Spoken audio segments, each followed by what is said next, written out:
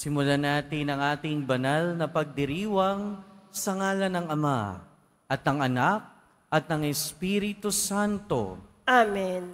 Ang pagpapala ng ating Panginoong Hesukristo, ang pag-ibig ng Diyos Ama at ang pakikipagkaisa ng Espiritu Santo naway sumainyong lahat. At sumaiyo rin. Mga kapatid, tinipon tayo bilang kaanib ng angkan ng Diyos. Kaya dumulog tayo sa Panginoon na nagpapahayag ng awa at pag-ibig sa atin. Sinugong tagapagpagaling sa mga nagsisisi, Panginoon, kaawaan mo kami. Panginoon, kaawaan mo kami. Dumating na tagapag-anyayang mga makasalanan ay magsisi, Kristo, kaawaan mo kami. Kristo, kaawaan mo kami. Nakaluklok ka sa kanan ng Diyos Ama para ipamagitan kami. Panginoon, kaawaan mo kami. Panginoon, kaawaan mo kami. Kaawaan tayo ng makapangyarihang Diyos, patawarin tayo sa ating mga kasalanan at patnubayan tayo sa buhay na walang hanggan. Amen. Manalangin tayo. Ama naming makapangyarihan, ipagkaloob mong lagi naming ikaligayang ikaw ay paglingkuran, sapagkat walang maliw at walang kahulilip ang kasiyahan kapag sumasamba kami sa iyong kapangyarihang nagpapairal sa tanang sanlibutan. Sa pamamagitan ni Hesukristo, kasama ng Espiritu Santo, magpasawalang hanggan. Amen. Magsiupo na po ang lahat. Pagbasa mula sa aklat ng pahayag. Akong si Juan ay nakakita ng isang bukas na pinto sa langit. At muli kong narinig ang tinig na gaya ng isang trumpeta na ang sabi, umakyat ka rito at ipakikita ko sa iyo ang darating ng mga pangyayari. Walang ano-ano'y kinasihan ako ng Espiritu at nakita ko sa langit ang isang trono at ang nakaluklok doon. Ang mukha niya'y maningning na gaya ng mahalagang batong haspe at kornalina. May isang bahagharing kakulay ng esmeralda sa palibot ng trono. Nakapaligid dito ang 24 pang trono. Nakaluklok ang 24 na matatanda. Puti ang kanilang kasuotan at may koronang ginto ang bawat isa. Mula sa trono'y gumuguhit ang kidlat, kasabay ng malalakas na ugong at nakatutulig na kulog. May 7 nagniningas na sulo sa harap ng trono.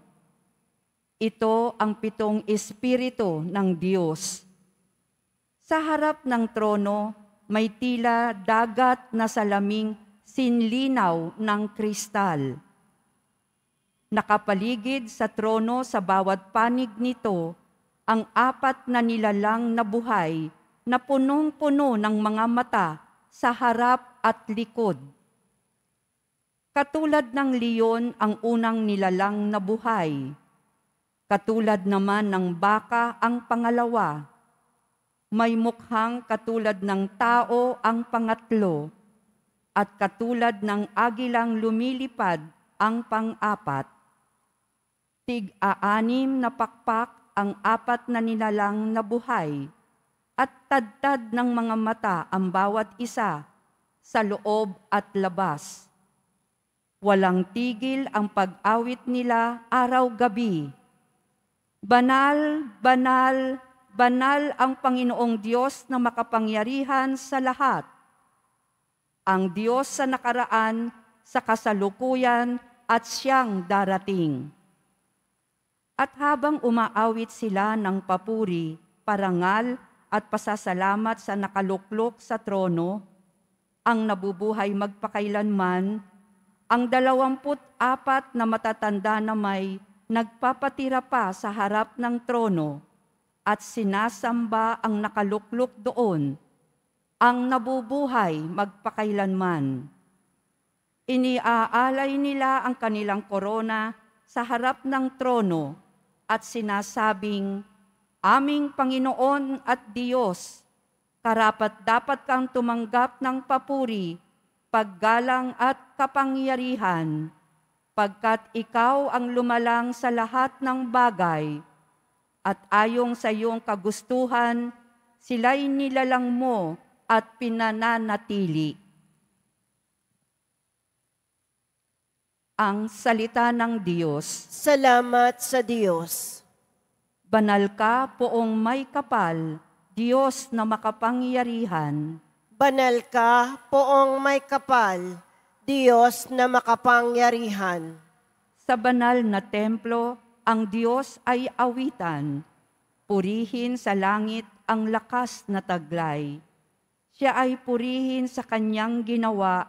Siya ay purihin sapagkat dakila. Banal ka, Poong may kapal, sa Diyos na makapangyarihan.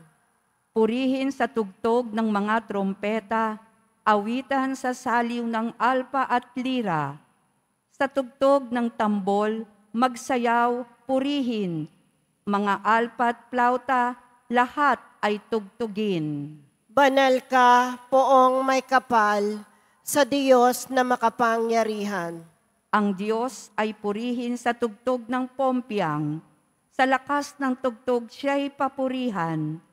Purihin ang poon ng mga nilalang. Banal ka, Poong may kapal, Diyos na makapangyarihan. Magsitayo na po ang lahat.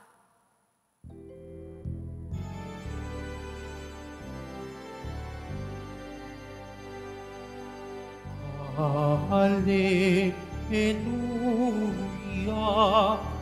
Hallelujah, Hallelujah, Hallelujah.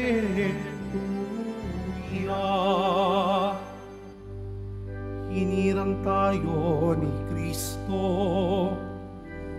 upang mamungang totoo bilang mabubuting tao. Hallelujah, Hallelujah, Hallelujah, Hallelujah.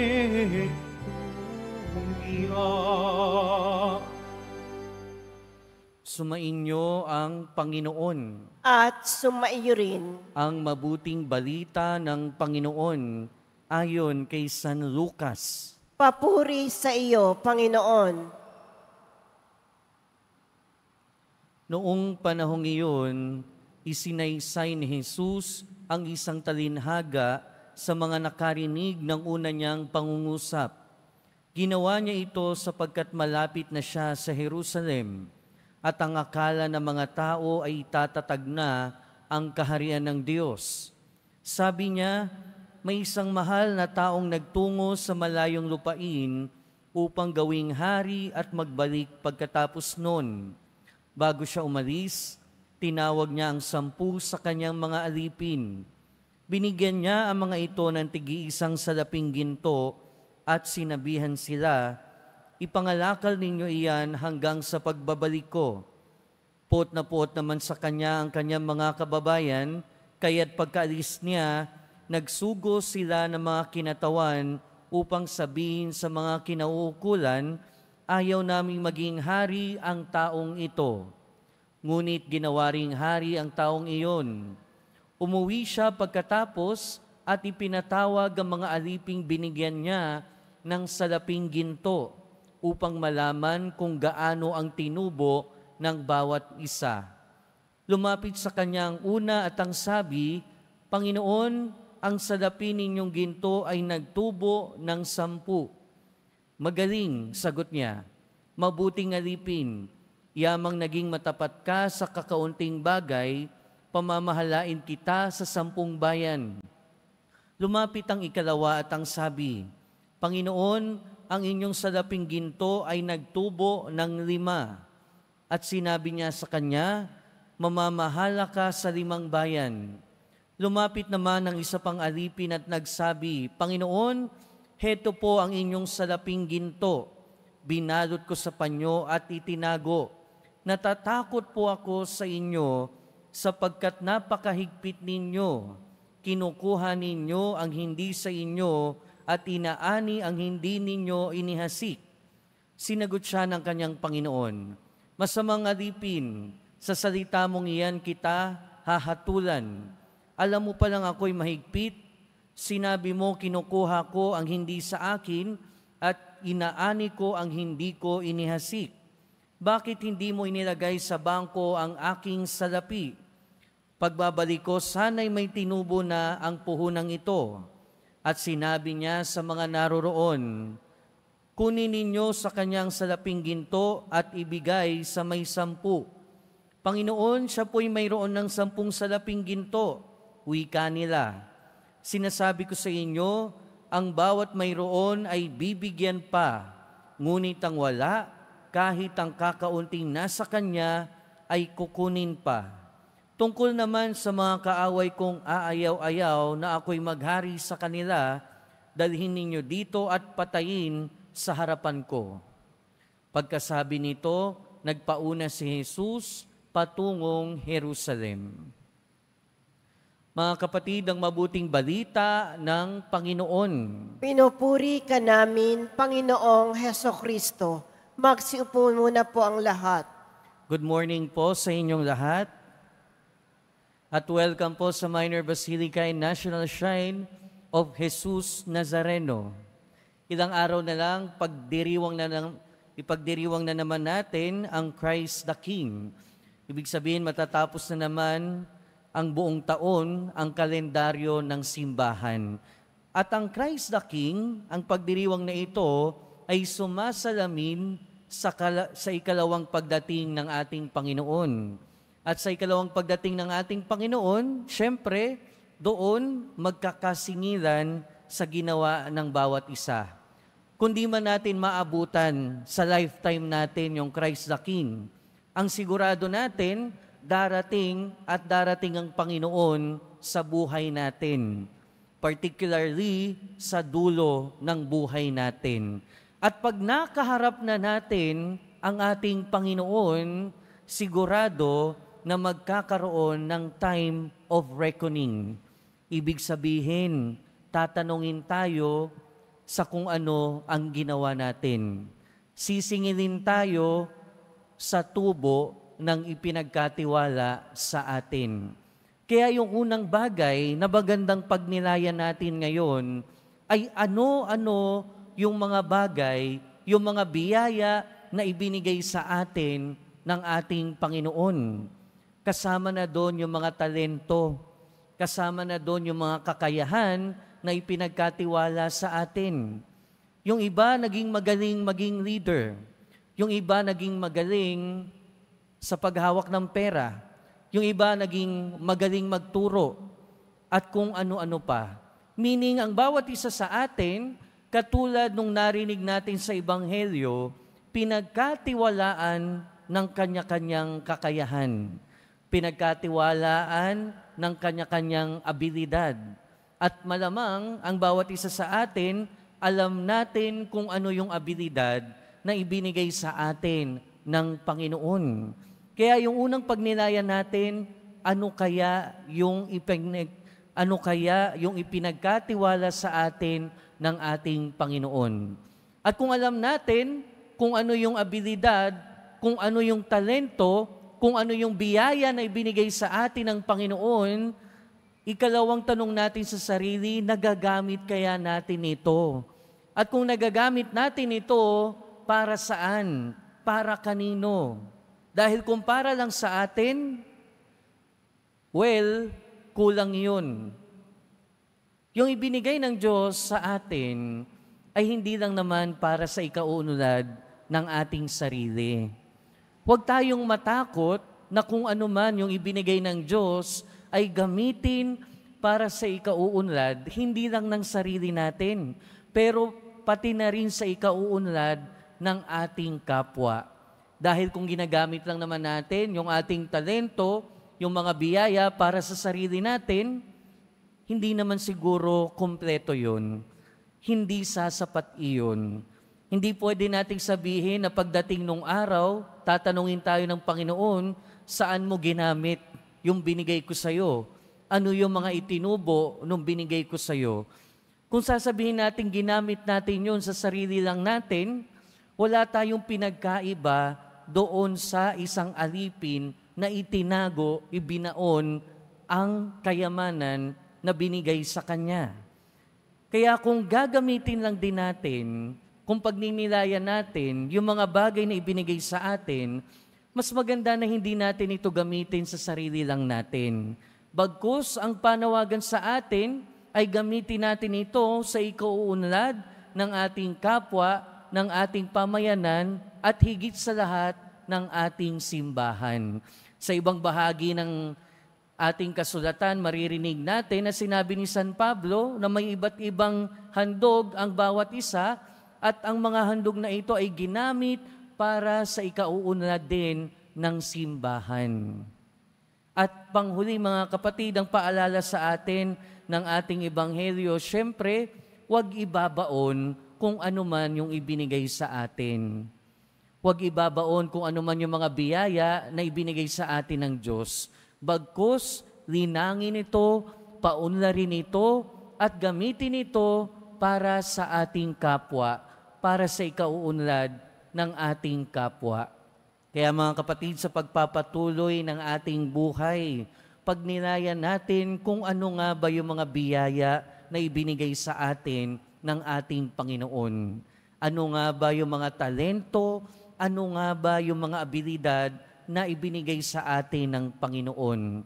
Lahat ng iyon ay galing sa Panginoon. At huwag tayong matatakot na gamitin ito alang-alang sa Panginoon at alang-alang sa ating kapwa. Dahil sa huli, tatanungin din tayo ng ating Panginoon, ano ang ginawa natin sa Kanyang mga ibinigay. At nawa, ang maisagot natin sa ating Panginoon ay ito na po ang inyong ibinigay, napaunlad ko, napatubo ko ng 5 beses, ng 10 beses. Amen. Magsitayo na po ang lahat.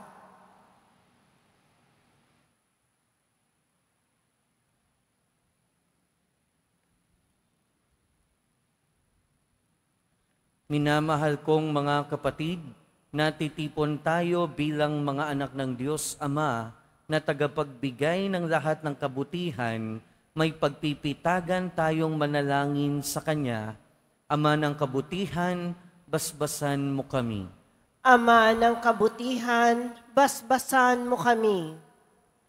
Ang simbahan naway hindi matakot sa mga pagsubok, kaugnay na mga pagbabago, at magamit niya ito sa matuwid na pamamaraan, ang mga biyayang ipinagkaloob sa Kanya. Manalangin tayo. Ama ng kabutihan, basbasan mo kami.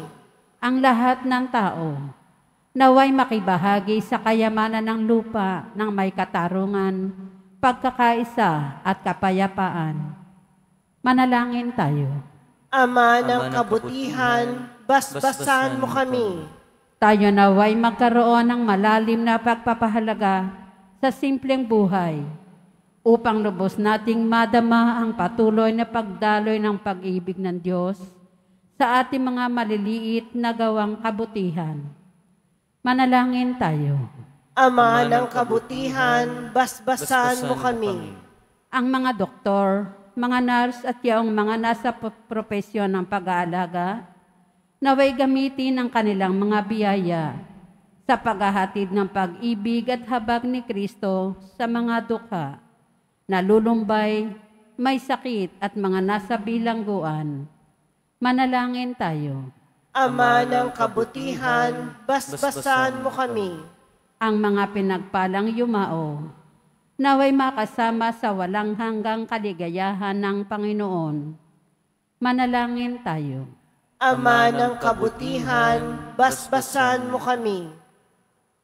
Ama naming nasa langit, tulungan mo kaming manatiling tapat sa maliit na bagay ng buhay upang mapagkatiwalaan mo kami sa mga higit na dakilang bagay kapag pumasok na kami sa iyong kaharian. Hinihiling namin ito sa pamamagitan ni Kristo na aming Panginoon. Amen. Magsiupo muna po ang lahat.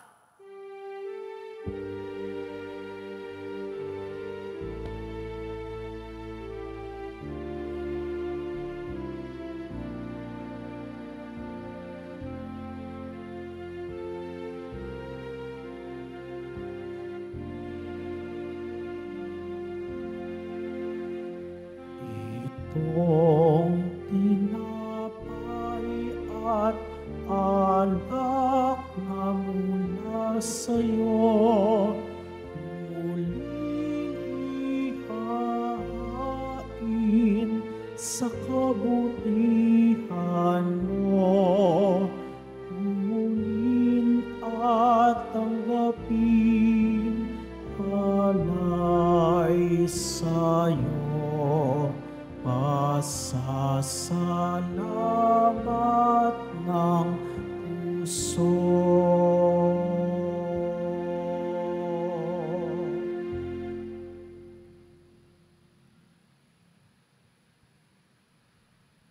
Magsitayo na po ang lahat. Manalangin kayo mga kapatid upang ang paghahain natin ay kalugdan ng Diyos amang makapangyarihan. Tanggapin nawa ng Panginoon itong paghahain sa iyong mga kamay, sa kapurihan niya at karangalan, sa ating kapakinabangan at sa buong sambayanan niyang banal. Ama naming lumikha, ipagkaloob mo ang iyong masintahing pagtingin sa aming mga alay, upang ang kagandahang loob mo ay aming makamtan, at ang bunga ng walang hanggang pag-iral ay aming mapakinabangan sa pamamagitan ni Jesucristo kasama ng Espiritu Santo, magpasawalang hanggan. Amen. Sumainyo ang Panginoon. At sumaiyo rin. Itaas sa Diyos ang inyong puso at diwa. Itinaas na namin sa Panginoon. Pasalamatan natin ang Panginoong ating Diyos. Marapat na siya ay pasalamatan. Ama naming makapangyarihan, tunay ngang marapat na ikaw ay aming pasalamatan. Sa iyong paglingap at kagandahang loob, ang tao'y nilikha mo't pinangasiwa sa sansinukob. Sa hangad mong siya'y iwastong lubos, siya'y pinagdusa mo sa kanyang pagtalikod.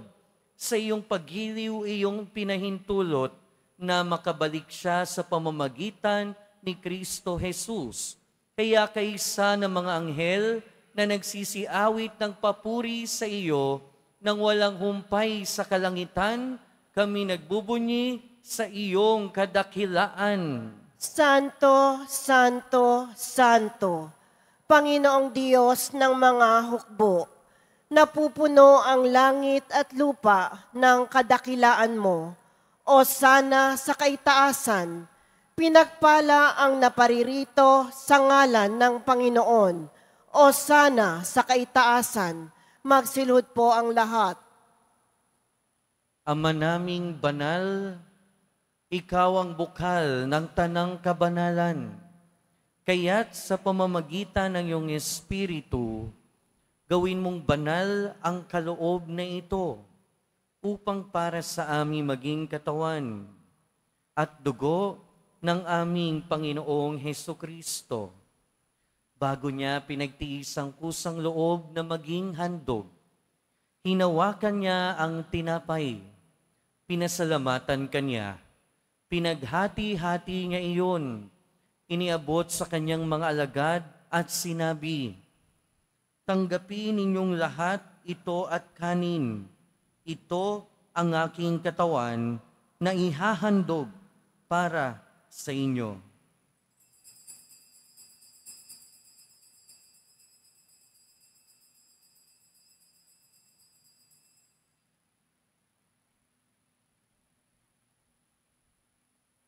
Gayon din naman noong matapos ang hapunan, hinawakan niya ang kalis. Muli kanyang pinasalamatan. Iniabot niya ang kalis sa kanyang mga alagad at sinabi, "Tanggapin ninyong lahat ito at inumin.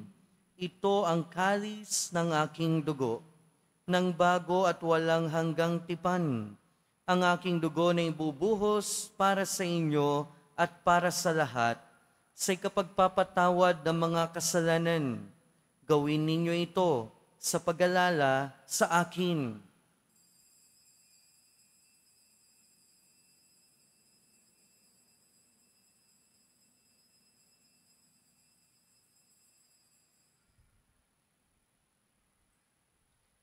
Magsitayo na po ang lahat. Ipagbunyi natin ang misteryo ng pananampalataya. Si Kristo'y namatay, si Kristo'y nabuhay, si Kristo'y babalik sa wakas ng panahon. Ama, ginagawa namin ngayon ang pag-alala sa pagkamatay at muling pagkabuhay ng iyong anak. Kaya tiniaalay namin sa iyo ang tinapay na nagbibigay buhay at ang kalis na nagkakaloob ng kaligtasan. Kami nagpapasalamat dahil kami iyong minarapat na tumayo sa harap mo para maglingkod sa iyo. Isinasamo namin kaming magsasalo-salo sa katawan at dugo ni Kristo ay mabuklod sa pagkakaisa sa pamamagitan ng Espiritu Santo.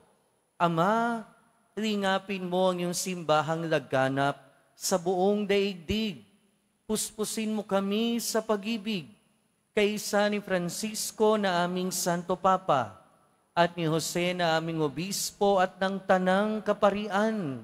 Alalahanin mo rin ang mga kapatid naming nahimlay, nang may pag-asang sila'y muling mabubuhay, gayon din ang lahat ng mga pumanaw. Kaawaan mo sila at patuloyin sa iyong kaliwanagan. Kaawaan mo at pagindapating kaming lahat na makasalo sa iyong buhay na walang wakas.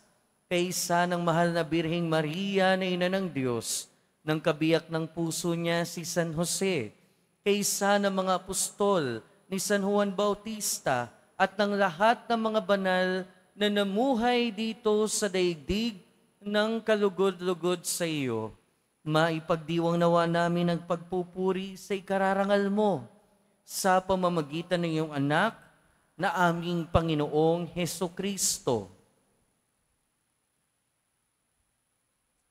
Sa pamamagitan ni Kristo, kasama niya at sa Kanya, ang lahat ng parangal at papuri ay sa iyo, Diyos amang makapangyarihan, kasama ng Espiritu Santo, magpasawalang hanggan. Amen. Sa tagubili ng mga nakagagaling na utos at turo ni Jesus na Panginoon natin at Diyos, ipahayag natin ng lakas loob. Ama namin, Sumasalangit ka, sambahin ang ngalan mo, mapasa amin ang kaharian mo, sundin ang loob mo dito sa lupa para nang sa langit. Bigyan mo kami ngayon ng aming kakanin sa araw-araw at patawarin mo kami sa aming mga sala para nang pagpapatawad namin sa nagkakasala sa amin. At huwag mo kaming ipahintulot sa tukso at iadya mo kami sa lahat ng masama. hinihiling namin kami adya sa lahat ng masama, pagkalooban ng kapayapaan araw-araw, iligtas sa kasalanan at ilayo sa lahat ng kapahamakan, samantalang aming pinananabikan ang dakilang araw ng pagpapahayag ng tagapagligtas naming si Hesukristo. Sapagkat iyo ang kaharian at ang kapangyarihan at ang kapurihan magpakailanman. Amen. Panginoong Hesukristo, sinabi mo sa iyong mga apostol, kapayapaan ang iniiwan ko sa inyo. Ang aking kapayapaan ang ibinibigay ko sa inyo. Tunghayan mo ang aming pananampalataya at huwag ang aming pagkakasala. Pagkalooban mo kami ng kapayapaan at pagkakaisa ayon sa iyong kalooban, kasama ng Espiritu Santo, magpasawalang hanggan. Amen. Ang kapayapaan ng Panginoon ay laging sumainyo. At sumaiyo rin. Magbigayan tayo ng kapayapaan sa isa't isa. Peace be with you po. Kordero ng Diyos na nag-aalis ng mga kasalanan ng sanlibutan, maawa ka sa amin. Kordero ng Diyos na nag-aalis ng mga kasalanan ng sanlibutan, maawa ka sa amin. Kordero ng Diyos na nag-aalis ng mga kasalanan ng sanlibutan, ipagkaloob mo sa amin ang kapayapaan. Magsilod po ang lahat. Ito ang kordero ng Diyos. Ito ang nag-aalis ng kasalanan ng sanlibutan. Mapalad ang mga inaanyayahan sa kanyang piging. Panginoon, hindi ako karapat-dapat na magpatuloy sa iyo, ngunit sa isang salita mo lamang ay gagaling na ako.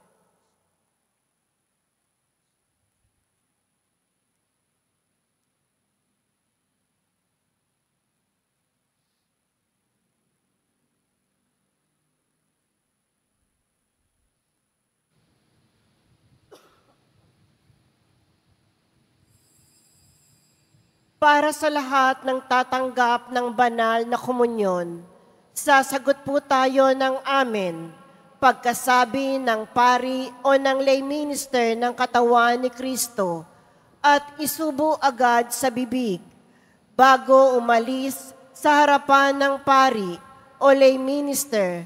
Sumunod po tayo.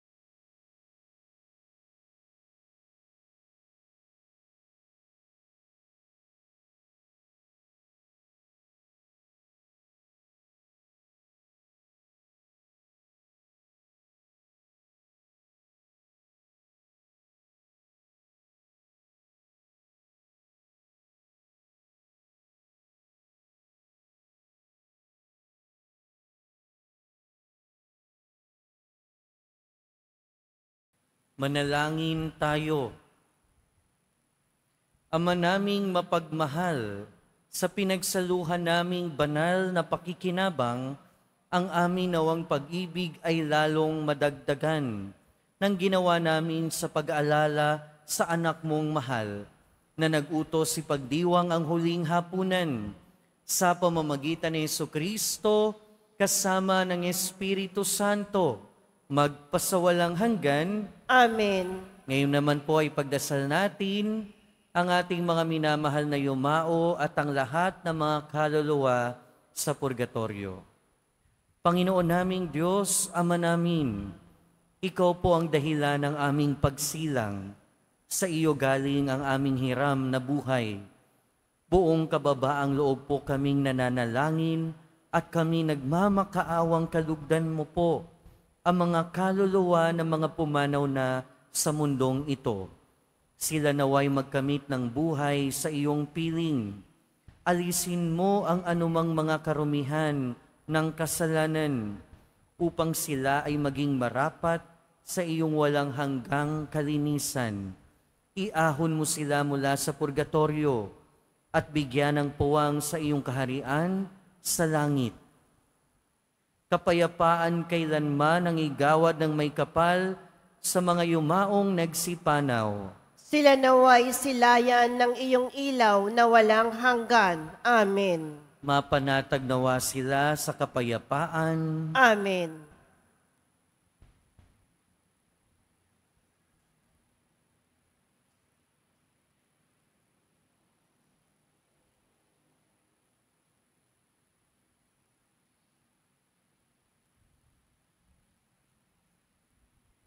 Sumainyo ang Panginoon. At sumaiyo rin. Mahal na poong Jesus Nazareno, inihayag mo sa pamamagitan ng krus ang walang maliw na pag-ibig ng Diyos sa sangkatauhan. Pakinggan mo ang kahilingan ng iyong angkan na nagsusumamo sa iyo. Makamtanawa nila ang iyong katugunan at tanggapin ang kasagutan na may utang na loob na tinatanaw. Basbasan din po ninyo ang mga daladala nilang imahen at dasalan. Sa pamamagitan ng bendisyon na ito, naway maalaala nila ang mga pangako nila noon sa binyag, na ikaw ang kanilang iibigin at paglilingkuran bilang Panginoon magpasawalang hanggan. Amen. At pagpalain kayo na makapangyarihan at mahabag na Diyos, ng Ama at ng Anak at ng Espiritu Santo. Amen. Humayo kayong taglayang kapayapaan ng Poong Jesus Nazareno. Salamat sa Diyos.